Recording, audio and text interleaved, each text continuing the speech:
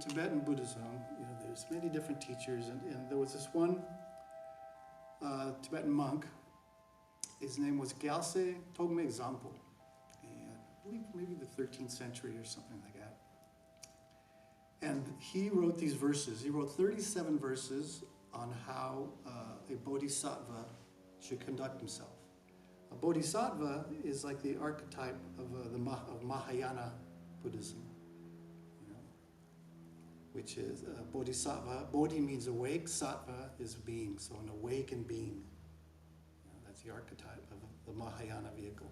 The Mahayana vehicle, their emphasis, is emptiness, but also in the Mahayana, the practitioner's motivation, the intention, is to liberate all beings, versus just a path of just really starting here, which the Mahayana also starts here. We have to start with us, this one here, clean it up.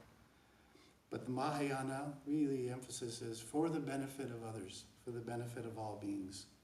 May I attain enlightenment for the benefit of all beings. There's even wishes where bodhisattvas say, may I never attain enlightenment until all beings attain enlightenment. So that is the bodhisattva's wish. So you could say the Mahayana, the great vehicle, you could say, maybe before we were riding a bike, we were riding a two-seater, little sports car. Now we have the mom van. We have the soccer mom van. We want to help everybody. We want everybody to come along, not just us. And this is not degrading the other paths. No, these are all stages. And if you study the Buddha's teachings, how he taught, he taught three turnings of the wheel. He taught different methods. Initially, he taught, they call it the Vinaya, which is conduct to the beings, to people. Taught them, and people said, okay, wow, there's something about you. Help me. Okay, I'm going to teach you. You got to clean up your mess. Conduct. And he was teaching about karma, cause and effect. You do this, this is going to be the result. This is your own suffering. Nobody's doing anything to you. He taught that. And some say, actually, he was teaching emptiness, because cause and effect, he wasn't teaching like in India at that time. Karma, from a different perspective, is more kind of the caste system. It's just like, that's your lot. You're not going to get out of that. And the Buddha said, no, cause and effect. Different cause, different effect. Conditions, so Buddha said, is based on that.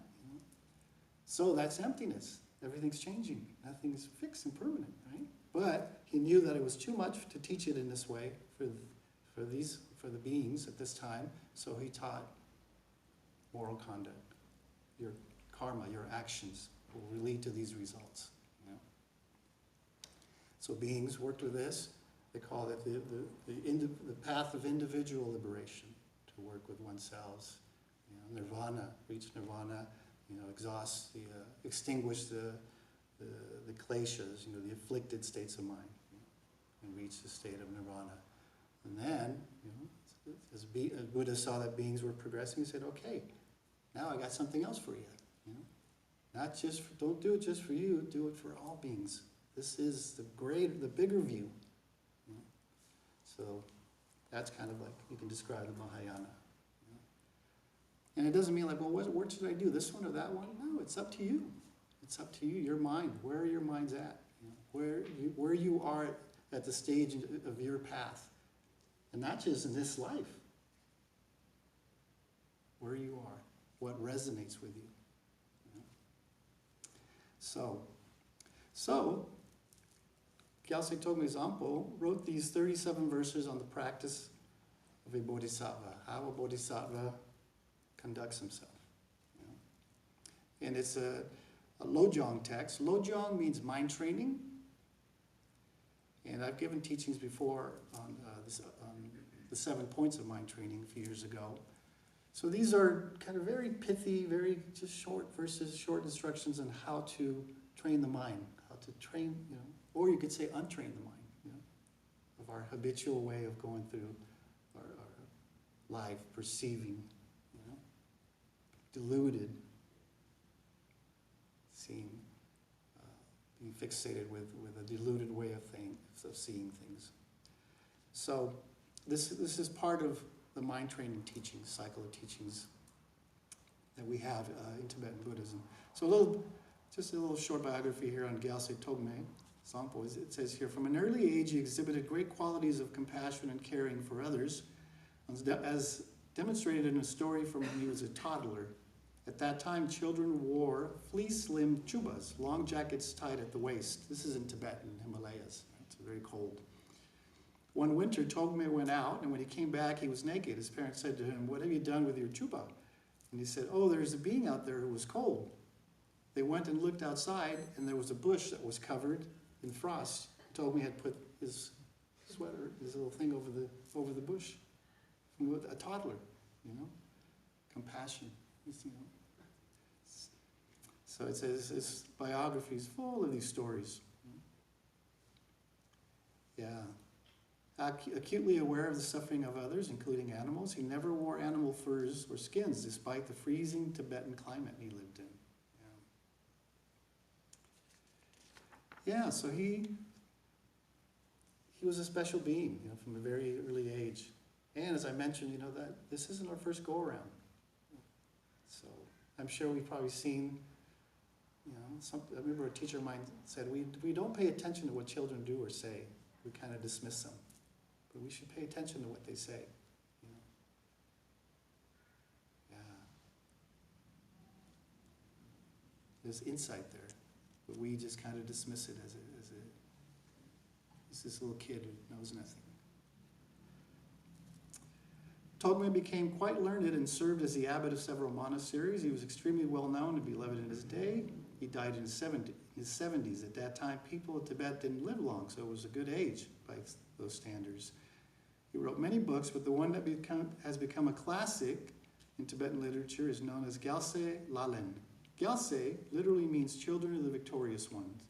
Bodhisattvas, a bodhisattva, children of the victorious one, Buddha, meaning bodhisattvas. And Lalen means a way of practicing. So Gyaltse Lalen is the way of practicing for a child of the victorious one, of the Buddhas. And it is translated as the practices of the Bodhisattva in 37 verses. Yeah. So this is what I'll be teaching on today. Not all 37 of them today, but on the first one, and kind of the beginning of this text that he wrote. So before I do, let me do a quick prayer for me.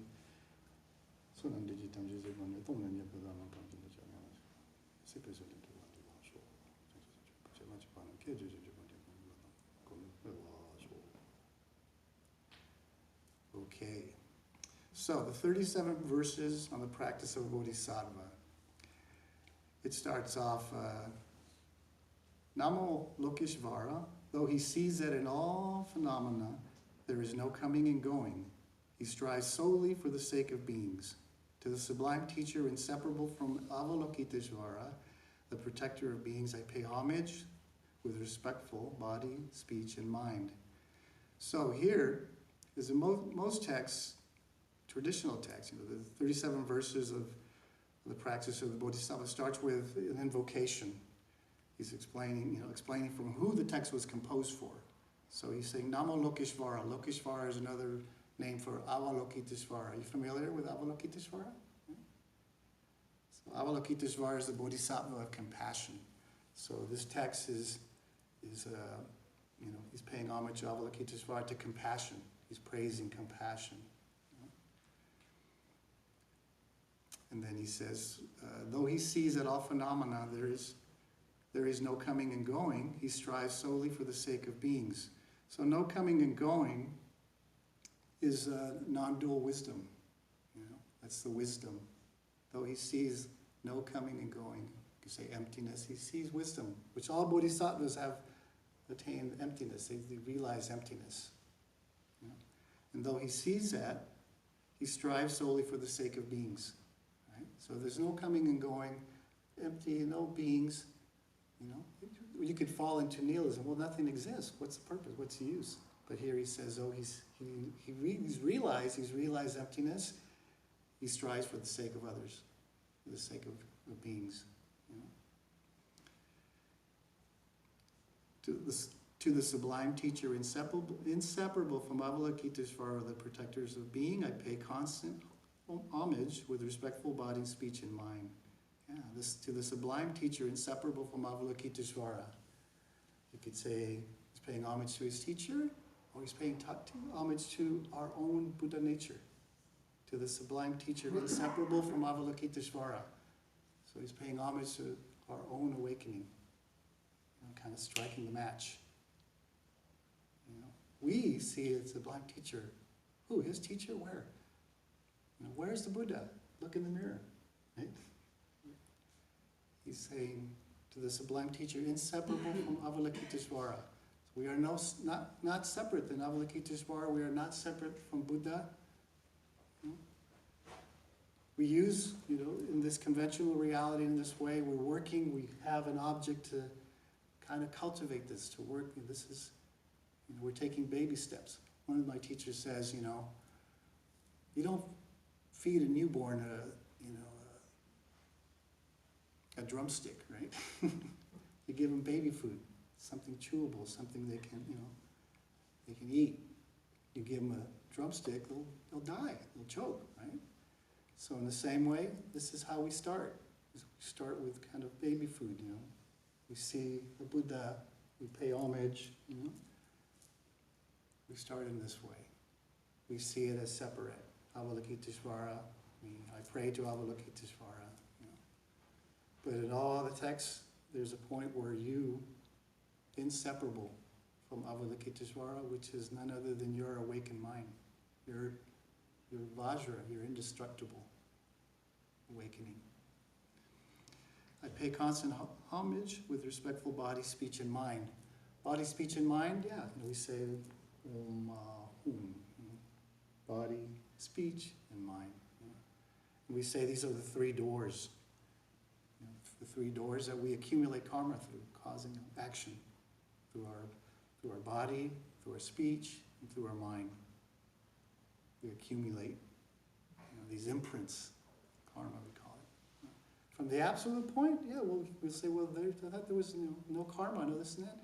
Yeah, but that has to be realized. But we're here, and when we behave, there's action, there's volition. So I pay constant homage with respectful body, speech, and mind. I pay homage through these three doors, kind of making the resolve that to be mindful and aware of what we're thinking, our actions, and our speech. More important is the mind, what's in the mind. From the mind, action, speech, right? And then he continues, the perfect Buddha, source of happiness and ultimate peace, exists through having accomplished the sacred dharma. The perfect Buddha's source of happiness and ultimate peace exists through through having accomplished the sacred dharma. And that, in turn, depends on knowing how to practice it. This practice of the Bodhisattvas I shall therefore explain now. The perfect Buddha's source of happiness and ultimate peace exists through having accomplished the sacred dharma. So this means that all the Buddhas, our historical Buddha, source of happiness and peace exists through accomplishing these practices. Their conduct, how they practice their life. So that means that that we can do it too. Saying they all did this through these practices.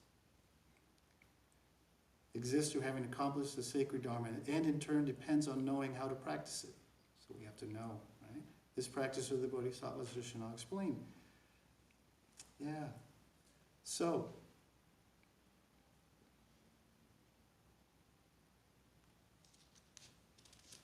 here's the first verse. So the first verse of the 37 practices starts off as, now that I have this great ship, a precious human life, so hard to obtain, I must carry myself and others across the ocean of samsara. To that end, to listen, reflect, and meditate day and night without distraction is the practice of a bodhisattva, is the practice of an awakened being, you could say. So one who's awake at the wheel. Now that I have this great ship, what's this great ship? This precious human life, so hard to obtain. I must carry myself and others across the ocean of samsara, the Mahayana attitude. I must carry not just myself, but others across the ocean of samsara, in the stillness of the storm. You know? This great ship, this precious human life, so hard to obtain. In the Dharma, we talk about six realms or six perceptions of beings. We're in a human realm. There are God realms, higher realms, God realms, jealous God realms, the human realm. So these are the top three. And then the lower three, the animal realm, the hungry ghost realms, and the hell realms. And in some of the texts, there's places, they say 18 hells, 18 cold hells, 18 hot hells. It's very descriptive and like a horror movie, But in reality, it's our mind. It's our mind, how we're perceiving the world. So, how do we end up in the animal realm? How do we end up in the human realm? How do we attain this? The human realm, the emotion, the klesha that drives us, that springs us into a human, as a human is craving, desire, the desire realm. The God realm, pride, affects pride, but also, the God realm is like we can see it in our world, right? We can see it just in society, the haves and the have-nots, We can see, how does that guy have so much and he's so mean, or whatever it is that we want to think of, how does, we look at it as a balance, but there is no balance really, But these God realms, where people or actions, were actually kind of a little good actions that somebody ends up in a realm like that. So when we see somebody that, they're perhaps not very nice, but they have so much, they're so rich, and you see them greedy, it's like, there was some good karma at some point in their life that ended up there. Like a doctor. Right? A doctor saves beings daily, right? Saving lives. Some might have the motivation, the intention to be of service, to help. Some might be, I need to pay my mortgage. I want to get a new Ferrari. I want to get a new car, or whatever, materialistic. That's their motivation to be a doctor. Not really to help, to keep beings from dying, but just material wealth. So those actions can lead someone to be in a realm where everything is just, in the God realm, they say everything, they get everything. You get everything is wonderful, too wonderful, because there's no suffering. So there's no way to they're kind of exhausting all that, those causes and conditions that resulted at where they're at. And after that, that life is exhausted, they say they go way down to the bottom again, because in that perception, in that existence, they weren't accumulating, they weren't paying it forward or keeping it, They were just kind of exhausting that karma. So that's a God realm. And then the jealous God realm, again, it's kind of a higher realm, but they're jealous. You see people who have everything, but they're still jealous. I want that too. I want more. So that's, and you say, well, how does one end up in this, perceiving the world in this way so much? From envy, jealousy. Even when they have, they feel they don't have enough. And then the human realm. We're in the human realm. And the human realm is from craving, desire. So he says, now that I have this great ship, a precious human life, so hard to obtain. Hard to obtain because, just look at all our actions, what we're doing, how we behave, how, our mind, The other realm is the animal realm. You know, you say, how does someone perceive the world like as an animal? Animals just eat, you know, eat, drink, go to the bathroom, and sleep. They're worried about predators, you know.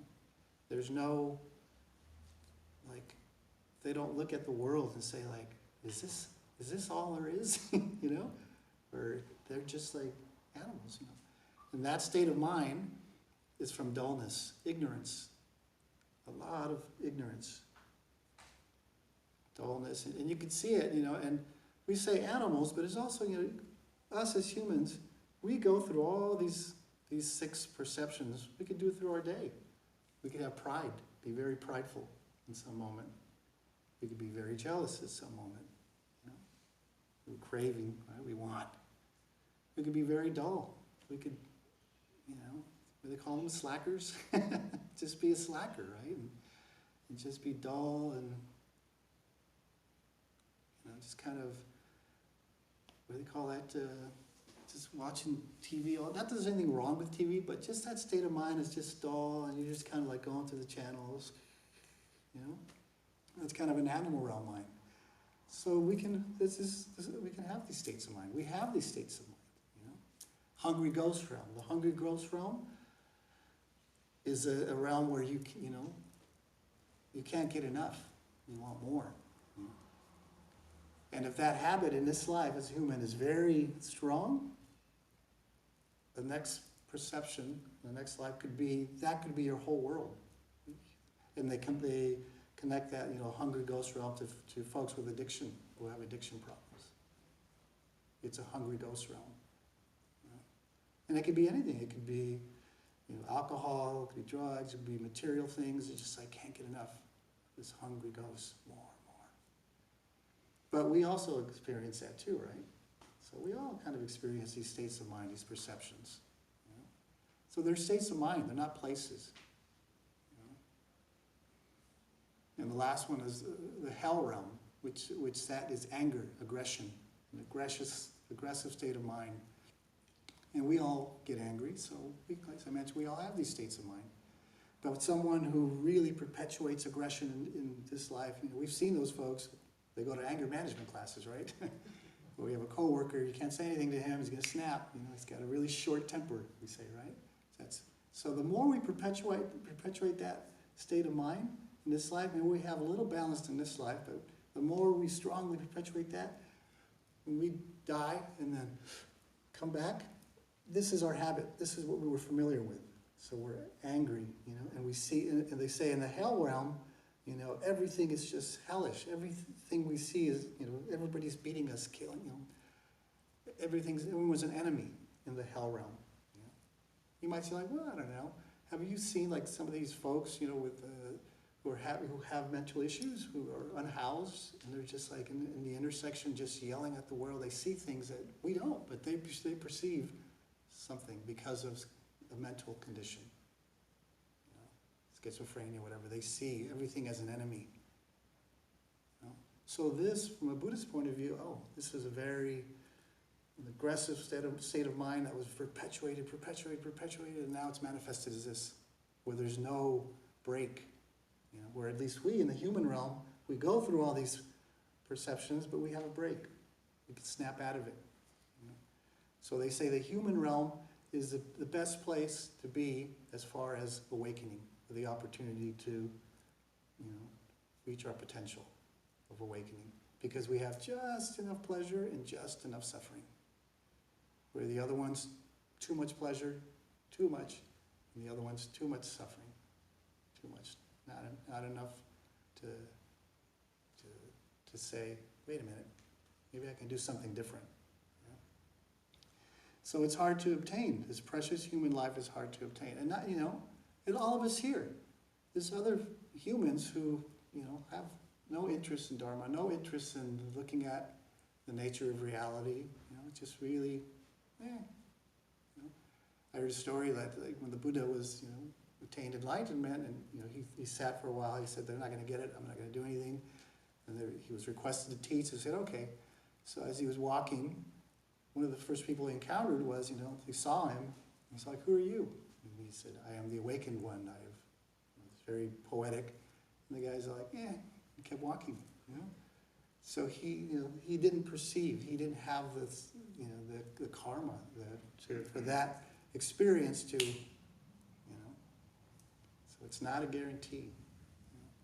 So a precious human birth is all of you here who have some curiosity about, we say the Dharma, the Buddhist teachings, but it's really about what's going on. What's going on? And looking at reality. And learning to see reality as it is. Before that, we've been dealing with reality, how we like it, how we don't like it, how I don't care, But this is looking at reality as it is. So the precious human life, so hard to obtain.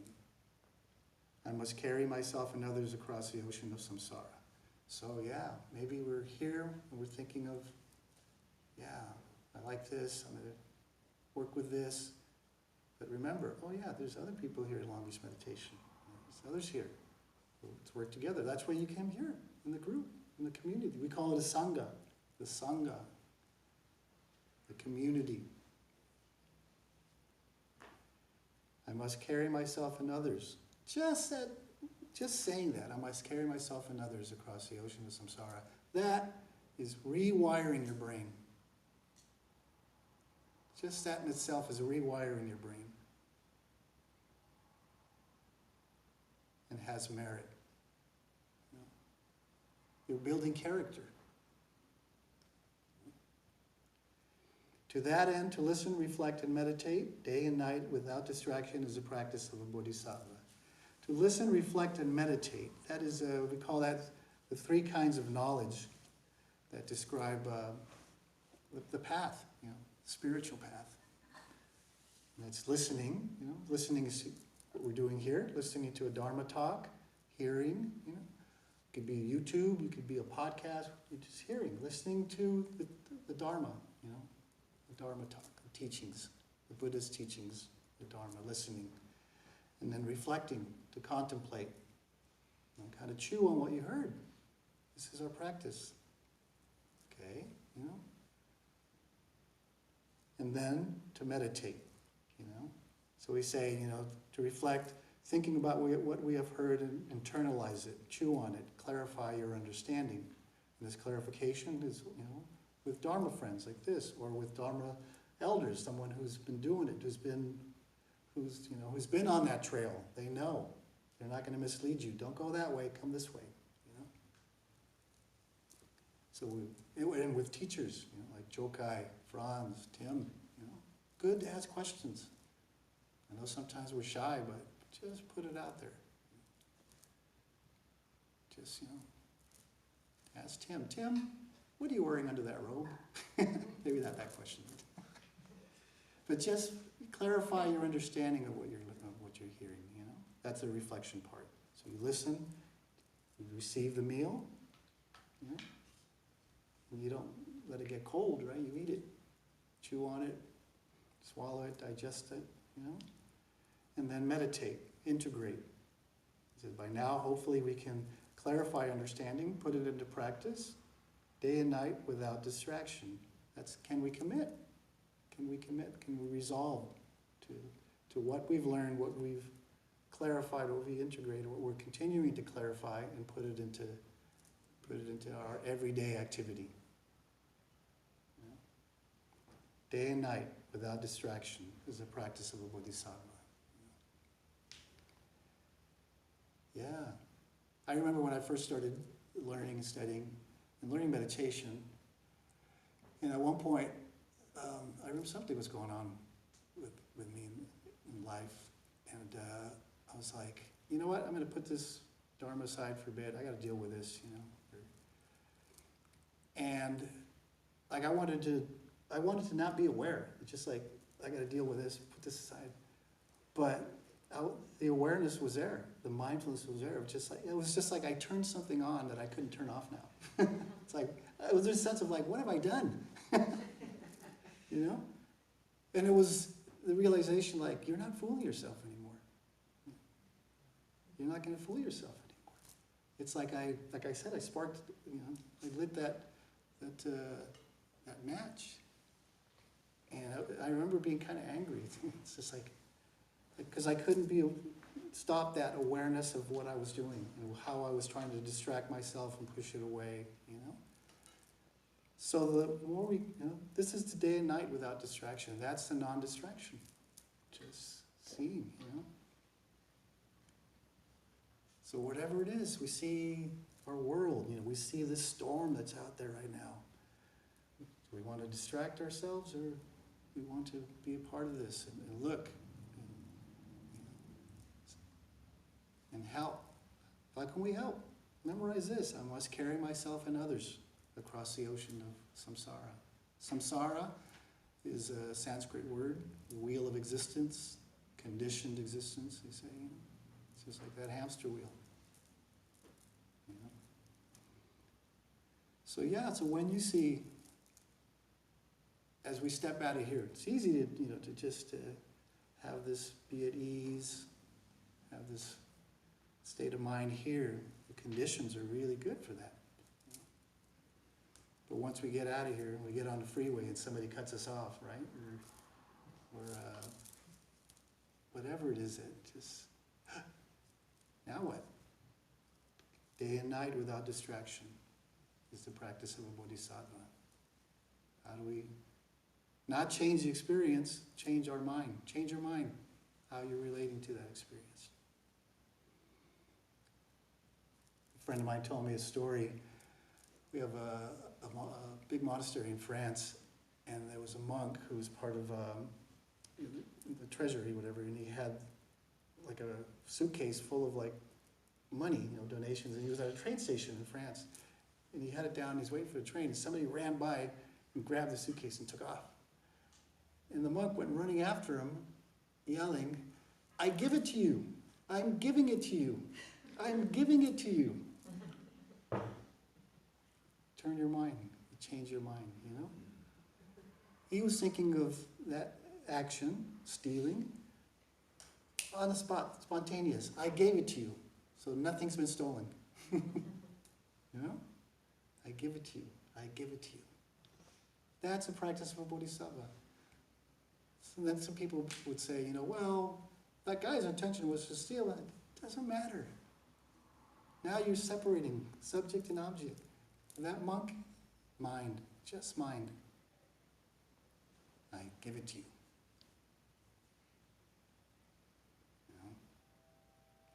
So this is how we can integrate this into our lives, and just to remember. It starts with mindfulness, to remember. The opposite of forgetfulness. Hi, I'm Robert Lurie with Long Beach Meditation. Your gracious generosity makes this programming possible. If you found this video to be of value, please consider making a donation here. And if you'd like to watch more videos like this one, click here. And if you want to stay up to date with Long Beach Meditation, click here to subscribe. Thank you.